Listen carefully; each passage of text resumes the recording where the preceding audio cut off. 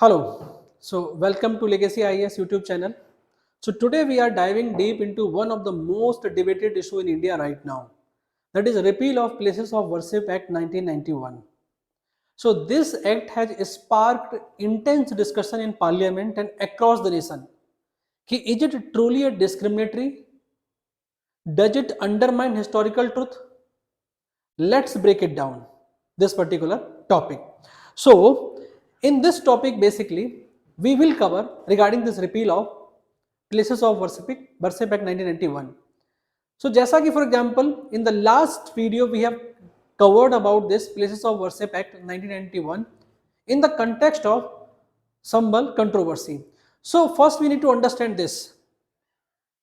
The Places of Worship Act 1991 basically it prohibits the conversion of religious places and mandates that the religious character of a place of worship remain as it was on 15th of August 1947. The act purpose is to maintain public order and promote communal harmony.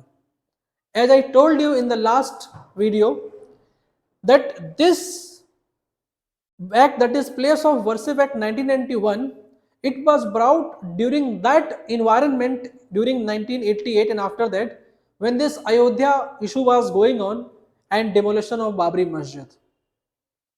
So important point that you need to notice over here is ki not from this time, like example this news from like example 6th February and for example 2024, if you just check this particular news also, BJP Rajya Sabha MP from Uttar Pradesh again seeks repeal of Places of Worship Act, says arbitrary, and this news came 6th February 2024.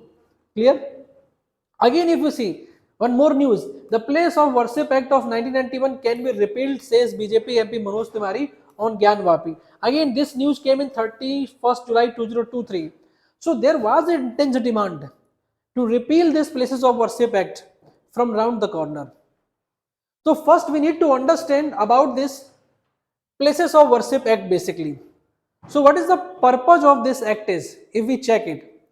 So first important purpose that if you look it here, it basically prohibits the conversion of religious places, in the sense whatever the character of that religious places was on this particular date 15th of August 1947, it should remain same.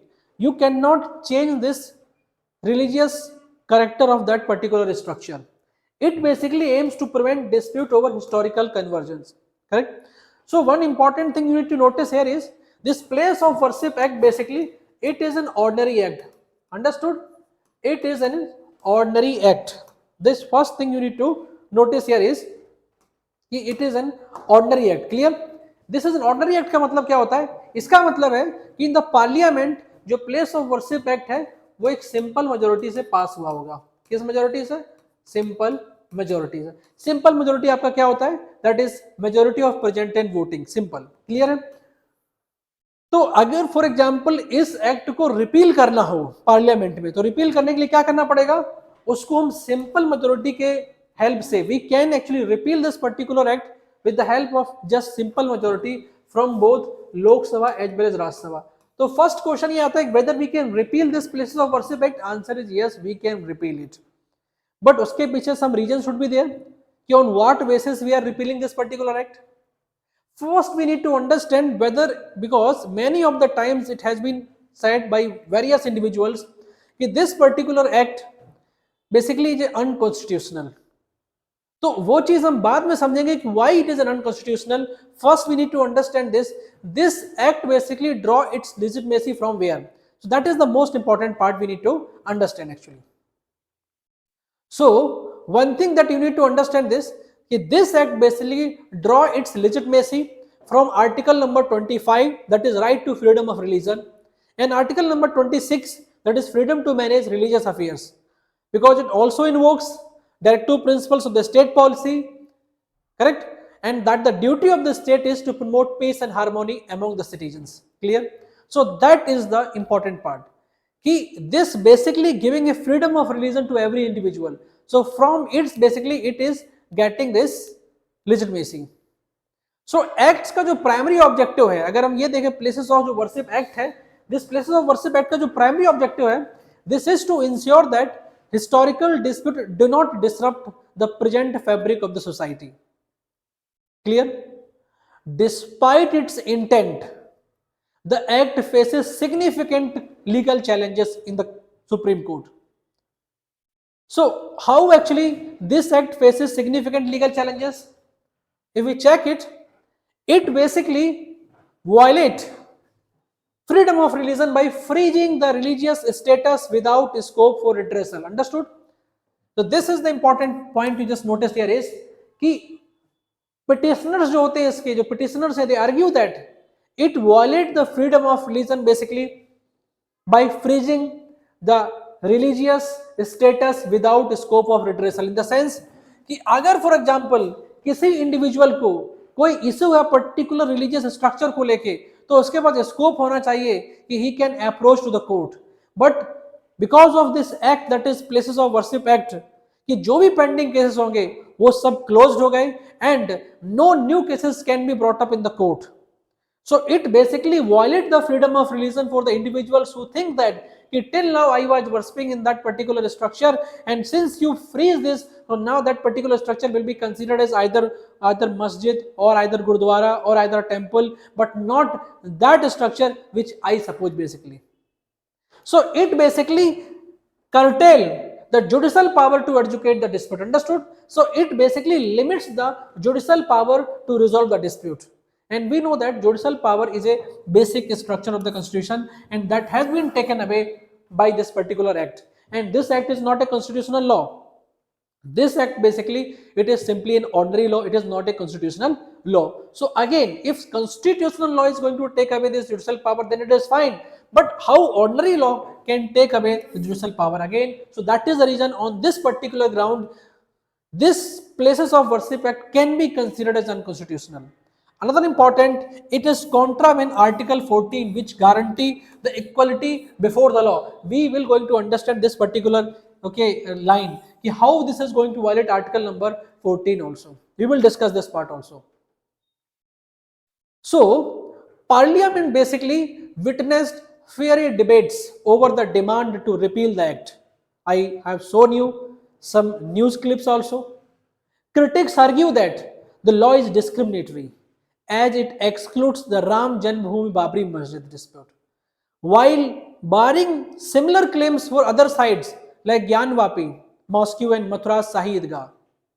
So the act basically create a legal bar against judicial remedy, and one of the primary, so that is the important, what is the main problem is going on regarding this particular act, this act basically not allowing actually the individuals to approach to the court to take the redressal of whatever actually problems he is going to face. So if you check it, सबसे first important problem is this only, this act creates a statutory bar against judicial remedy. Understood? So one of the primary ground of the challenge to the constitutionality of the act is that it legitimizes the historical forcible occupation of places of worship. The act forces the indigenous communities of India to live with the atrocities committed against them by the preserving the historical wrongs done by the Mughals and the Britishers among other invaders. It prohibits people from approaching the court of law to reclaim their places of worship which were encroached upon forcefully, and thereby deprive the citizens from the fundamental right of access to justice. I hope you understand this particular point. And second important problem that is facing is this abatement of pending proceedings. जो भी pending proceedings are there, they were stopped completely. That means when you go through this places of worship act, there was one section is there, that is section 4.2. When you read this section 4.2, the constitutionality of this section 4.2, which declares all pending legal proceedings pertaining to the conversion of religious character of a place of worship existing on 15th August 1947 to stand abated with effect from 11th July 1991 has also been challenged. The petitioner's grievance is that not only does the act obstruct the aggrieved person communities from taking recourse to legal remedies, it goes a step ahead by taking away the pre-existing rights of person who had already taken legal recourse to the injustice caused to them. That is the reason the act basically creates rights and equities in favor of possession obtained by illegal encroachment and effectively dismisses all petitions which were still awaiting the application of judicial mind. I hope you understand this. कि already जो pre-existing recourse थे that person has taken by filing a case in the Supreme Court or various high courts, that has been stopped now. So this is basically judicial injustice. At least you should have allowed those cases which already have been pending before the court before 1991. But you have chosen arbitrarily this date and stopped all these cases. Another important problem you will get, the arbitrary and irrational cutoff date. That cutoff date is 15th August 1947. Understood this?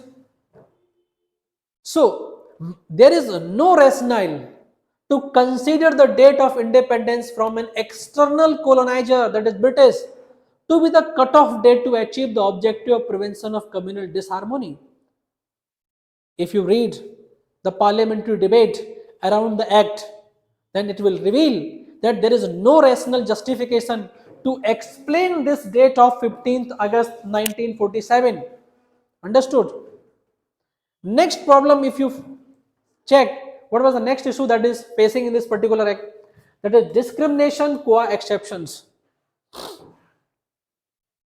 That means another ground, if you check, that another ground is coming from section 5 of the Places of Worship Act. What is the issue here is? So here another ground for challenge to the act arises from the section 5 of the act, which exempts the Ram Janmabhoomi from its applications. Understood? It basically giving an exception to the Ram Janmabhoomi from its application. That means this Place of Worship Act will not be applicable for the Ram Janmabhoomi. अब आप बोलोगे तो क्या problem है? This is fine, but this is how it is going to violate the fundamental right, that is article number 14. That means those who are the worshippers of this Ram Janma, Lord Rama, they are getting their due, but there are other worshippers, like example for Krishna, Lord Krishna in Mathura, they are not getting their claim. So that is how you are dividing this. Ki jo this side and Ram ke side, they actually got the justice, but those who are not in the Ram side, those who are in the side of Krishna or any other god, they are not getting justice. Ultimately, it is violating the article number 14. Understood? So this grievance is based on the contention that the law is violative of this article number 14, as it put worshippers of one deity, that is Lord Ram, on a higher footing than other Hindus who worship other deities such as Lord Krishna. For example, Krishna Janmabhoomi, or Lord Shiva at Kashi Vishwanath, that is Varanasi. Correct? So Parliament ought to have treated the claimants of other occupied religious sites at par with those of Ram Janmabhoomi, so that they too had the opportunity to present evidence before a court of law to make good their case for the restoration of their places of worship. Moreover, by actually barring any or all suits, the act stops at very initiation any effort to ascertain the true religious character of a place of worship through constitutionally valid means. Clear? Because if you check it in any other places, if you want to know what is the truth is, in other world, you are going to set up Truth and Reconciliation Commission. But यहाँ पे for example अगर हम देखें, then Place of Worship Act has been given an upper hand compared to Truth and Reconciliation Commission.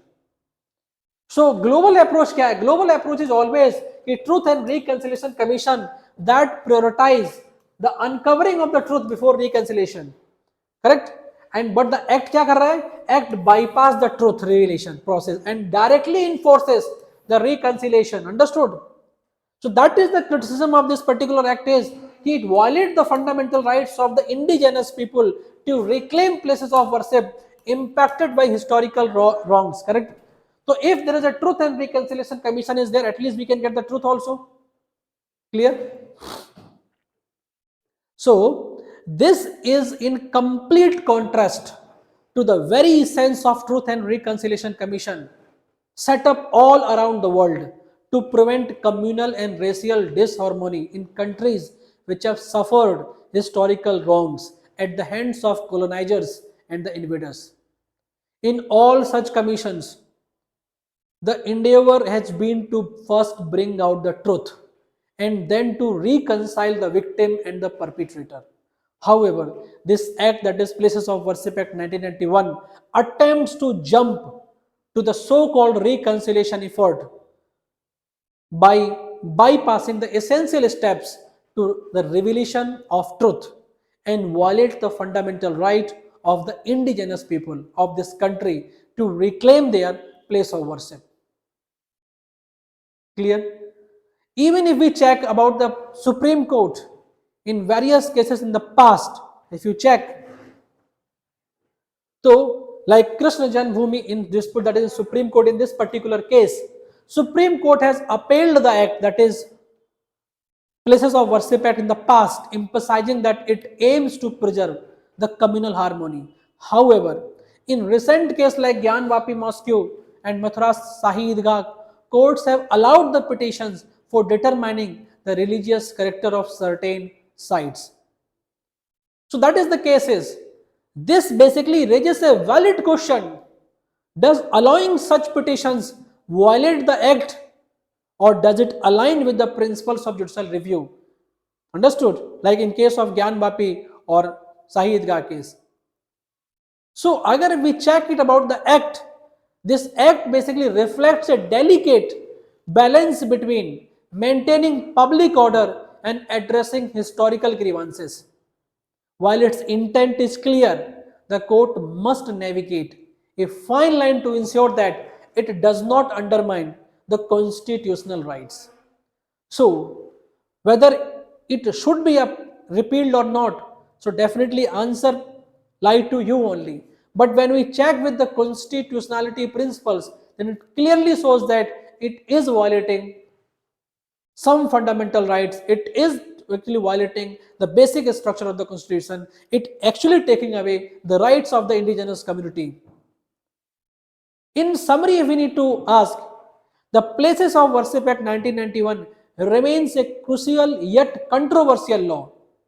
Its constitutional validity hinges on how the court interprets the balance between communal harmony and the individual rights. The repeal of the Places of Worship Act is more than a legal debate. Understood? The repeal of the Places of Worship Act is more than a legal debate. It's a test of our nation's commitment to the history, justice, and communal harmony. So, question to you, what do you think? Should the act be repealed, or does it serve a vital purpose? Share your thought in the comment below. But don't forget to like, share, subscribe to our channel for more insights on important legal debates. See you in the next video. Thank you.